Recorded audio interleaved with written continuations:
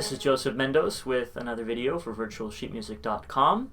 As you can see, the surrounding is a little bit different today. I'm actually filming from my home, and I will be filming from my home from now on, hopefully, most of the time. Many reasons for this, but the biggest reason is that we have a microphone at home and a whole setup here now and all that. So we're in the process of kind of building a home studio, both me and my wife, who actually will very soon be making flute expert videos for virtualsheetmusic.com, so you'll be seeing those as well. But anyway, today what I'd like to talk about is endpin length, and just make some brief comments about endpins. I had an older video where I mentioned a few thoughts about endpins, but I'd like to go into just a little bit more depth today about that.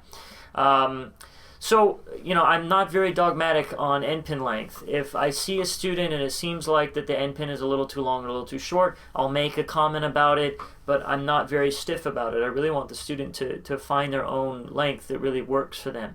However, there are certain, I think, pros and cons that exist with the different strategies. For example, the strategy that was adopted by Casals and Feuermann and a lot of older generation cellists like Pierre Fournier and then also Leonard Rose, a much shorter endpin, which you can see there,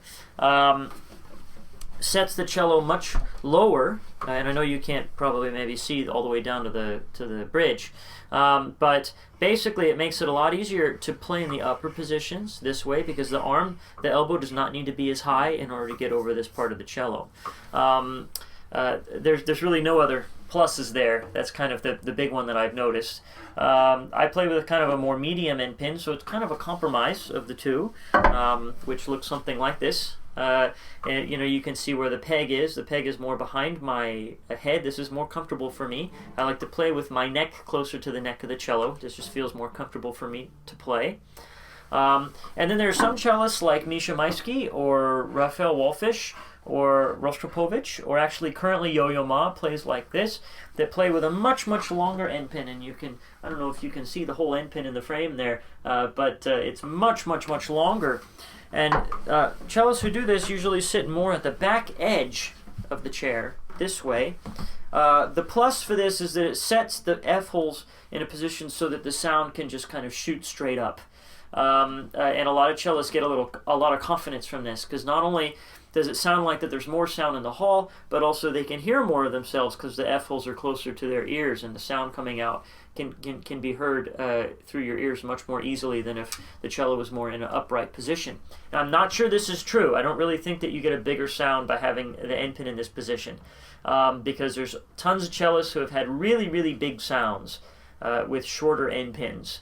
For example, Casals' sound live apparently was enormous. Zara Nelsova played with a very short endpin. Great female Canadian cellist. Leonard Rose had a very short endpin, very big sound. Lynn Harrell has a very short endpin, very big sound. Fournier, same thing. So I'm not sure really that there's a difference in terms of the amount of sound produced. So anyway, that's kind of it. I'm not really dogmatic again about this. I don't think it's a big deal. You know, whatever is more comfortable for you. The biggest thing, though, that I would be concerned about is that you would think that the endpin, different length of an endpin would solve something fundamental in your playing, which usually it will not. To solve fundamental things, you really need to make sure that you're doing various things like making sure that the elbow is in the right position, making sure that the bow is interfacing with the string in the right way, all the things that I've talked about in the other videos. So, that's it for today. I have a new website, cellojunkie.com. Please go check that out. There's a lot of information there about online cello lessons and other things. If you have any comments, please leave them on the virtualsheetmusic.com experts page or underneath the video on the virtualsheetmusic.com website. Don't leave them down below on YouTube because I will not see them or I will not reply to them.